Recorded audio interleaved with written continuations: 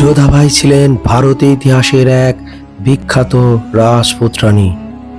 তিনি মুঘল সম্রাট আকবরের স্ত্রী হিসেবেই ইতিহাসে সব থেকে বেশি পরিচিত। ইতিহাসে তাকে অনেক সময় মরিয়ম-উজ-জামানি নামে উল্লেখ করা হয়েছে। তার জীবনে প্রেম, রাজনীতি, সংস্কৃতি ও ত্যাগের এক অসাধারণ কাহিনী রয়েছে। প্রিয় বন্ধুরা, আজ আমি হিস্টোরি বাংলার এই পর্বে জানাবো যোধাবাইয়ের জীবন কাহিনী এবং শেষ পরিণতি সম্পর্কে।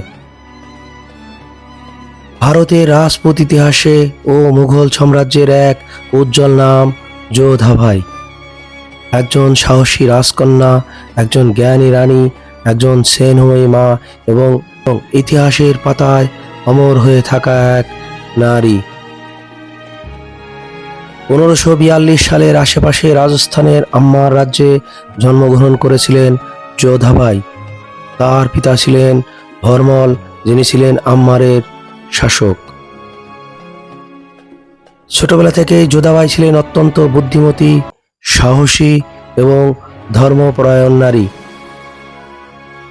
রাজকীয় পরিবেশে বেড়ে উঠলেও তিনি সাধারণ মানুষের কষ্ট বুঝতে পারতেন এবং সবার প্রতি দয়া ও সহানুভূতি দেখাতেই বেশি ভালোবাসতেন। সেই সময় ভারত জুড়ে রাজনৈতিক অস্থিরতা চলছিল। একদিকে মুঘল সাম্রাজ্য শক্তিশালী হয়ে উঠছিল, অন্যদিকে রাজপুত রাজ্যগুলো নিজেদের অস্তিত্ব রক্ষার জন্য সংগ্রাম করে চলেছিল। এই পরিস্থিতিতে রাজা ভরমল তার রাজ্য রক্ষার জন্য আকবরের সঙ্গে সম্পর্ক স্থাপনের সিদ্ধান্ত নেন। 1562 সালে যোধাবাইয়ের সঙ্গে সম্রাট আকবরের বিয়ে হয়। এই বিয়ে শুধু দুইজন মানুষকে সম্পর্কই ছিল না, বরং এটি ছিল দুটি শক্তিশালী সংস্কৃতি ও দুই রাজ্যের মধ্যে এক ঐতিহাসিক মৈত্রীবন্ধন। বিয়ের পরেও যোধাবাই তার নিজের ধর্ম ও সংস্কৃতি বজায় রাখার স্বাধীনতা পেয়েছিলেন। সম্রাট আকবর তার প্রতি গভীর সম্মান ও ভালোবাসা দেখিয়েছিলেন। একই বাড়িতে তিনি মসজিদ এবং যোধাবাইয়ের জন্য একটি মন্দির করে দিয়েছিলেন। ধীরে ধীরে আকবর ও যোধাবাইয়ের মধ্যে গভীর প্রেম ও বিশ্বাসের সম্পর্ক গড়ে ওঠে। যোধাবাই ছিলেন অত্যন্ত শান্ত স্বভাবের এবং জ্ঞানী সে সময়কার একজন নারী। তিনি আকবরকে সহনশীলতা, মানবতা ও ধর্মীয় সম্প্রীতির শিক্ষা দিয়েছিলেন বলে অনেক ঐতিহাসিকগণ মনে করেন। আকবরের সুলহি কুল বা ধর্মীয় সহনশীলতার নীতির পেছনের যোধাবাইয়ের প্রভাব ছিল বলে অনেক ইতিহাসবিদ ধারণা করেছেন। রাজপ্রাসাদে যোধাবাই ছিলেন অত্যন্ত প্রভাবশালী। তিনি দরিদ্রদের সাহায্য করতেন, ধর্মীয় অনুষ্ঠান পরিচালনা করতেন এবং রাজপ্রাসাদের অভ্যন্তরীণ ব্যবস্থার দক্ষতার সঙ্গে পরিচালনা করতেন।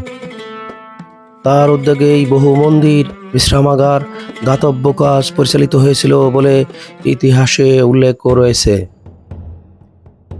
1569 সালে যোধাবাই একটি পুত্র সন্তানের জন্ম দেন। সেই সন্তান পরবর্তীতে মুঘল সাম্রাজ্যের সম্রাট জাহাঙ্গীর নামে পরিচিত হন। জাহাঙ্গীরের জন্মের পর আকবর অত্যন্ত আনন্দিত হন এবং যোধাবাইয়ের মর্যাদা আরও বেড়ে যায়। তাকে মরিয়ম-উজ-জামান উপাধি দেন সে সময়কার সম্রাট আকবর। তবে রাজকীয় জীবনের আড়ালে যোধাবাইয়ের জীবনেও ছিল দুঃখ, কষ্ট। রাজনীতির চক্রান্ত, প্রাসাদের প্রতিদ্বন্দ্বিতা এবং পরিবারের নানা জটিলতা তাকে অনেক কষ্ট দিয়েছিল।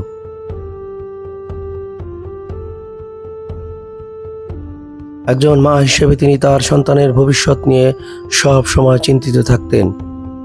আকবরের ব্যস্ত রাজনীতি ও যুদ্ধজয়ের জীবনের মাঝেও তিনি পরিবারকে ধরে রাখার চেষ্টা করেছিলেন।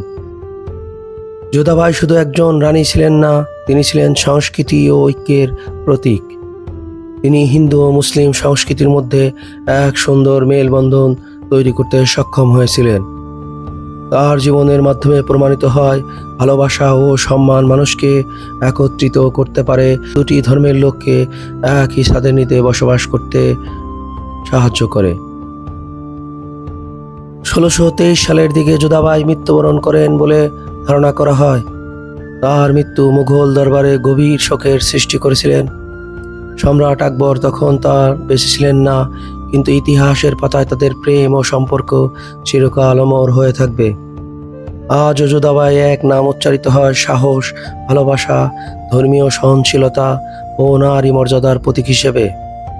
তার জীবনে শুধু রাজকীয় ইতিহাস নয়, এটি এক নারীর সংগ্রাম, ত্যাগ ও ভালোবাসার এক অনন্য কাহিনী, যা আজও পৃথিবীর বুকে অমর হয়ে বেঁচে আছে।